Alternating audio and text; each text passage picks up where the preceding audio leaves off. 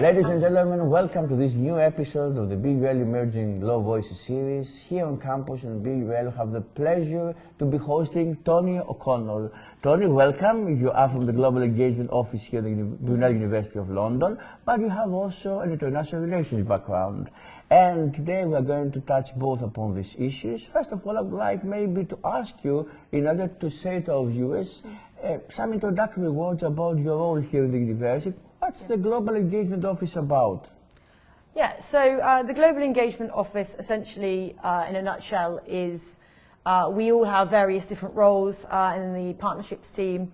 The primary focus is to create international partnerships around the globe in order to either deliver education for outgoing Brunel students or to bring in international students for them to study here and to deliver education to them.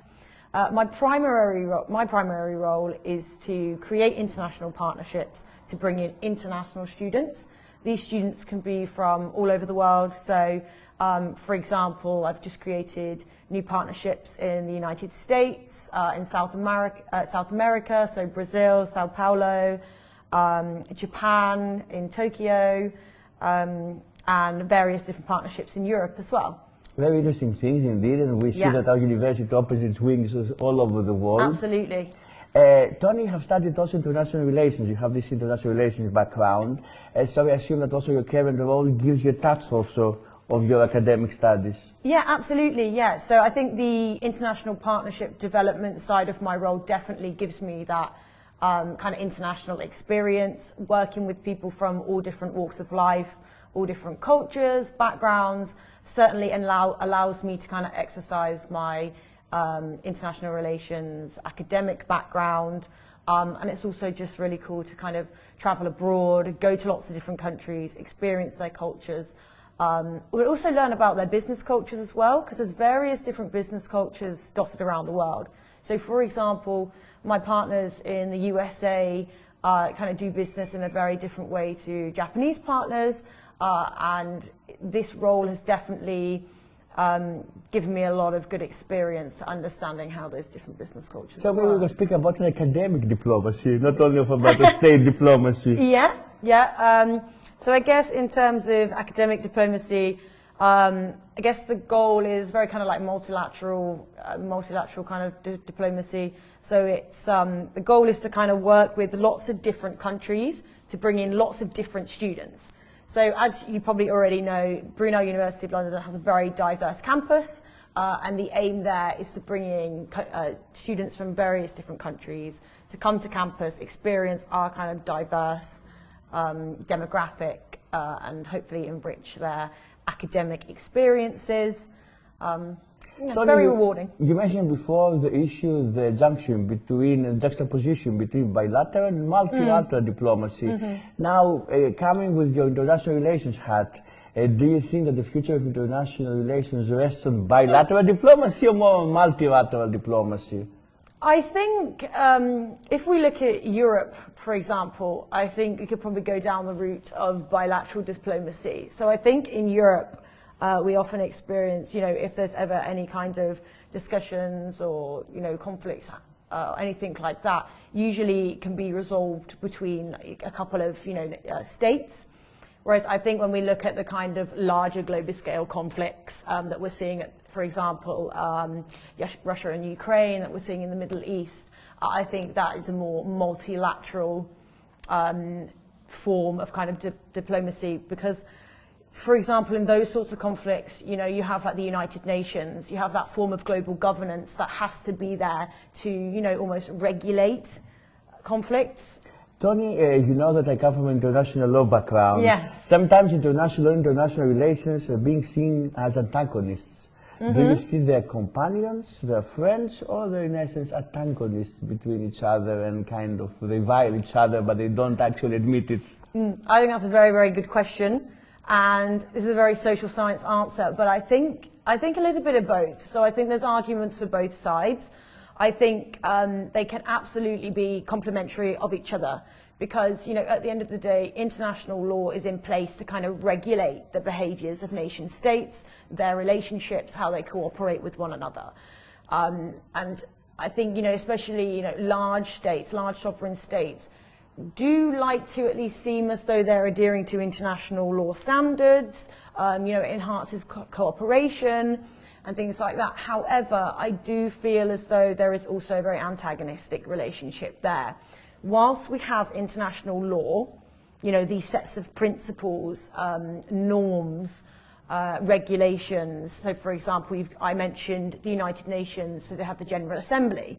Whilst we have those bodies existing in the world, they're not formal legislatures. So, it's very, very hard to implement those laws and principles at the domestic level, because each individual country still has their domestic governments and their systems and their rules to follow. So I guess it can be very antagonistic, because it's very hard to implement those laws to nation states. So if I implement my international relations background experience here from a very realist point of view, which is one of the theories of international relations, a realist would argue that whilst we have those international laws and those principles, and for example, UN conventions of human rights, the law of the seas, nation states will always act on their own agendas, for power, for sovereignty, for resources, territory. And we see this going on all around the world. Although in international relations, that's a cynical, the realpolitik approach. Yeah. Although we have also the idealistic approach in international relations, another absolutely. theory. So it's not always a one-sided approach. Absolutely. And there's various, and that's why I said from a realist, perspective, because there are many theories of international relations, and those theories do help us to understand how nation states behave. Do you think that in essence international relations helps us understand as a discipline the complexities of the international community, or maybe nowadays we're facing also new challenges, climate change, new wars, new technologies, that maybe we should update the approach that international relations have taken when it comes to the deciphering of the international community? I think international relations as a discipline, which is, throughout this conversation I'm going to talk about it as a discipline, and, the actual theories, and from those specific theories' point of view. So I think as a discipline, international relations has lots of theories.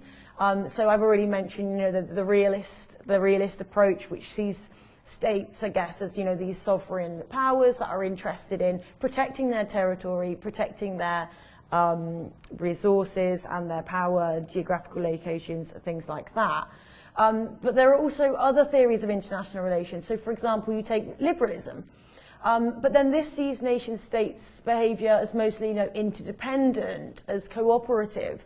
So I think depending on what stance you're taking, it can absolutely explain the behaviours of nation states. And the question is whether we should blend between the different theories when we have to explain a certain phenomenon. Absolutely, yes, absolutely, yeah. So I think depending on the phenomenon, like you mentioned, climate change, for example, I definitely think, particularly within, Europe, I'll use that example, and climate change, we are absolutely seeing that kind of interdependent, cooperative stance on climate change. We all know that climate change is an issue. We all know that we have to, club together and implement new policy and law in order to kind of combat it.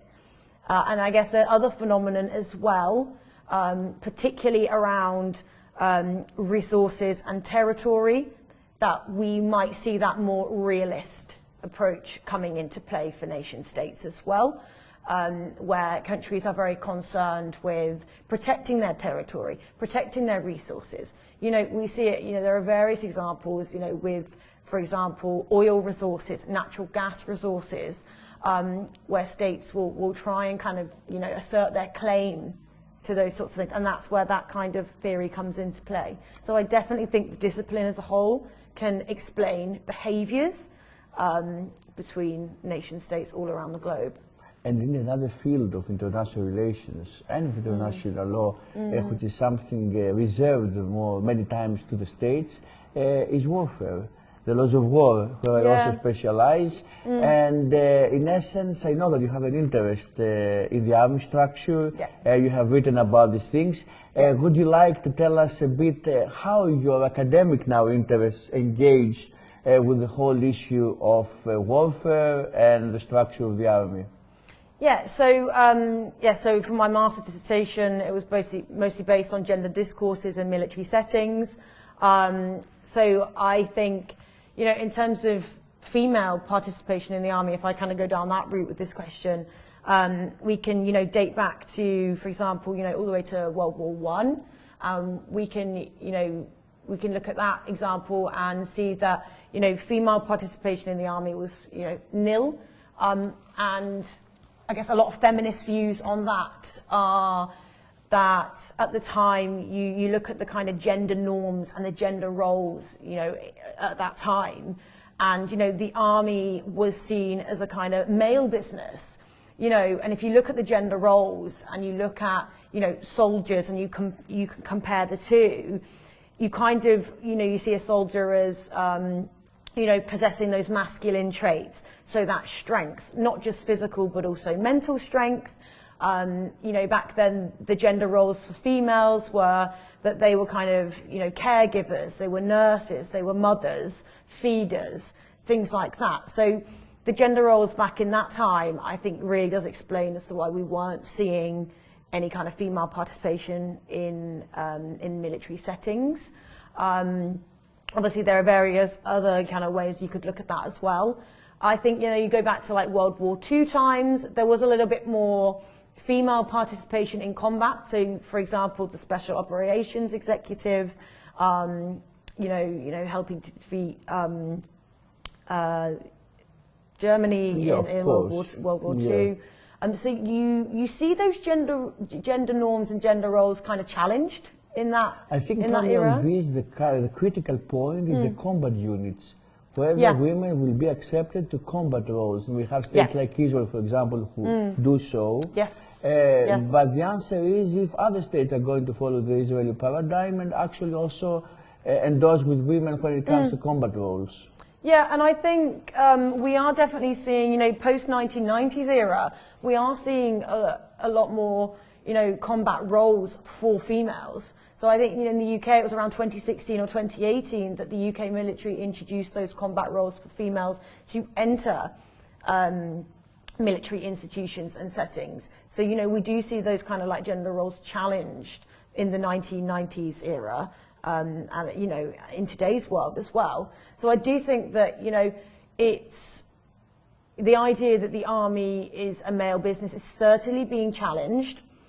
We are seeing female participation in the army now, but potentially there's still a lot of work to do, because if you look at like the higher ranking roles, officer roles, secretary general roles, I do think there is a more significant place for females in those higher roles, to become more apparent. And do you think it's a matter of kind of philosophy behind the army, meaning it's not only the physical integration of women, but also the structure to change the attitude, maybe? Absolutely. The way of thinking. Absolutely, yeah. So I guess that goes back to the kind of norms and the roles that I, have touched upon in the example, and I guess the discourses. So the discourses that exist within society and the discourses that exist within the military institution settings.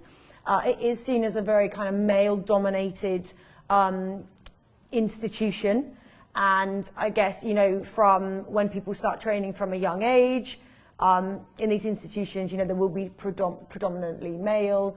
Do you think that this is an evolution, meaning the opening of the army also to women now and to more roles for women in the army? Do you think this is the first phase of a wider evolution when it comes also to transgender people and integrating also them to the army and, of course, ultimately maybe also to combat roles?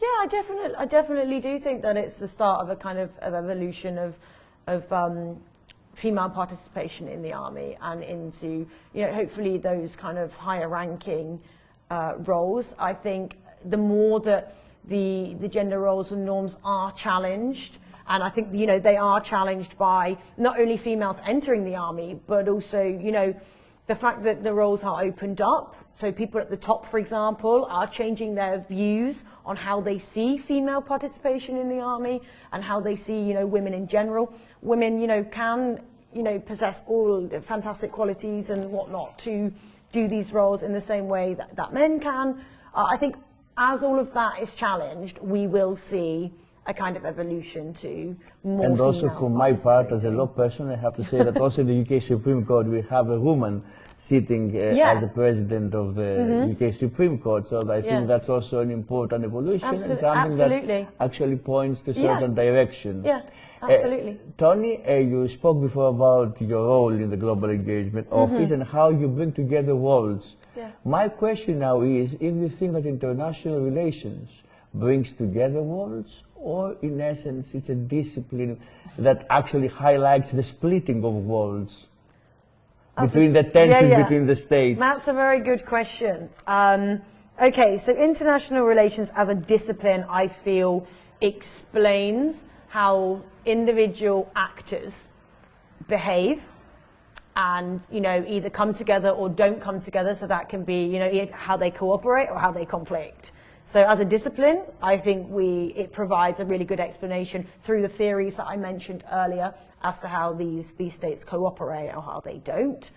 And then I think, international relations as a whole kind of highlights the behaviors of states, how we exercise diplomacy, and how those relationships kind of work together. Of course. And the ultimate result of this international relations endeavor is in order for people to understand the similarities or maybe the differences, though.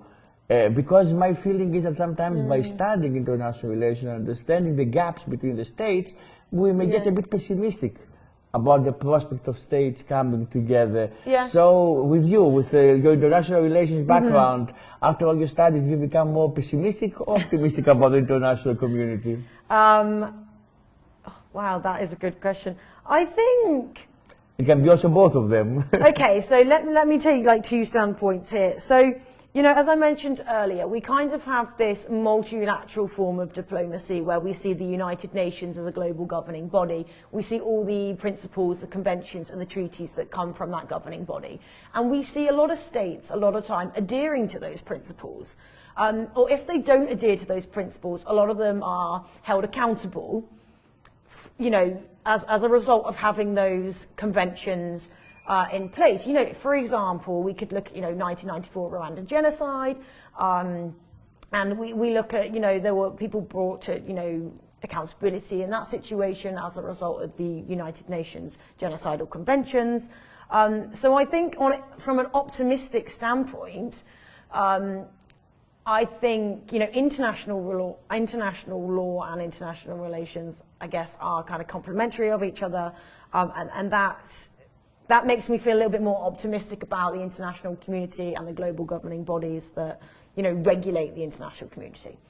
On the other hand, I think international relations certainly can expose, a pessimistic view of reality. And I will again go back to that realist standpoint of international relations. Nation states, sovereign states can be, selfish actors. Even though we have international organizations and we have global governing bodies, they can be actors that act in self-interest. They want to protect their territory. They want to protect their resources. They want to protect their power ultimately. And I think that's where and there are lots of conflicts going on around the world today, where you could use those examples to exemplify that. And I think that definitely paints a very pessimistic view of the world. Especially now with the social media and how many sometimes also things can become toxic and also more kind of polarized in the world of social media. Yep. Toni, thank you very much for this interview. You're welcome. Ladies and gentlemen, it was Toni O'Connor here in the BUL campus. We look forward to being with you in the next episode of the BUL Emerging Law Voices series.